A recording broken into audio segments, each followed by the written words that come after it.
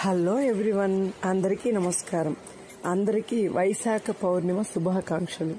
ఈరోజు నేను ఎప్పుడూ చెప్పే విధంగానే పౌర్ణమి పూజ కూడా నేను మీకు షేర్ చేస్తాను కదా, ఆ విధంగా పూజ చేసుకున్నాను.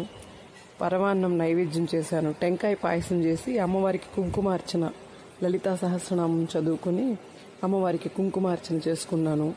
మీ అందరూ కూడా పౌర్ణమి పూజ ఎలా జరుపుకున్నారు? నేనైతే మన ఇంట్లో ఎప్పుడూ చెప్పే విధంగా నేను మీకు పోయిన నెల కూడా షేర్ చేశాను కదా, అదేవిధంగా చాలా బాగా చేసుకున్నాము పూజ.